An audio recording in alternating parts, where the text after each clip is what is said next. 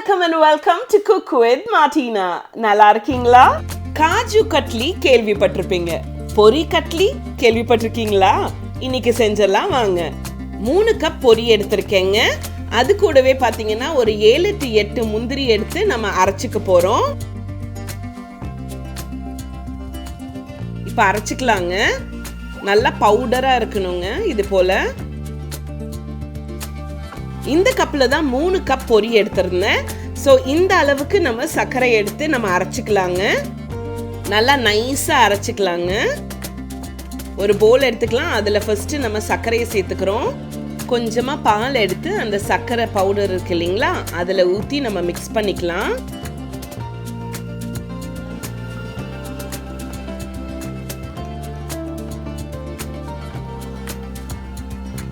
இது போல ஈஸியா கரைஞ்சிருங்க. இப்போ அரைச்சு வச்சிருந்த பொரியை நம்ம இது கூட சேர்ந்து நல்லா மிக்ஸ் பண்ணிக்கலாம்.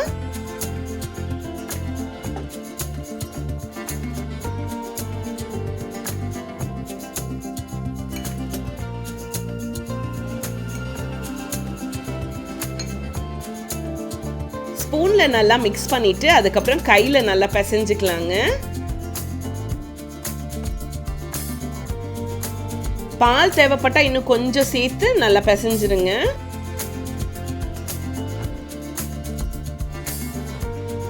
இது போல இருந்தா போதுங்க. ஒரு தட்டு எடுத்து அதுல ஃபுல்லா நெய் தடவி வச்சுக்கோங்க. நம்ம பிசைஞ்சு வச்ச மாவு இருக்கு இல்லையா, அந்த பொரி மாவு அதை எடுத்து நல்லா அப்படியே ஃபிளாட்டன் பண்ணலாம். அந்த பிளேட்ல பொரி கடலை சாப்பிடுவோம், தாளிச்ச பொரி சாப்பிடுவோம். ஆனா பொரி கட்லி கேள்விப்பட்டிருப்பீங்களா? ட்ரை பண்ணி பாருங்க. நமக்கு எவ்வளோ திக்கா வேணுமோ அந்த அளவுக்கு நம்ம ஃப்ளாட்டன் பண்ணால் போதுங்க.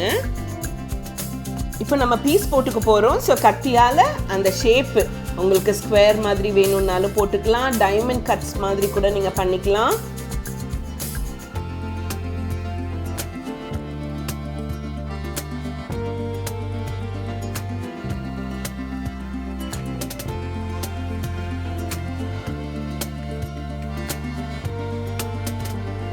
நம்ம கட் பண்ணதுக்கு அப்புறம் ஒரு 10 minutes இருக்கட்டுங்க. அதுக்கப்புறம் நம்ம பீஸை நம்ம ரிமூவ் பண்ணி பார்த்துக்கலாம்.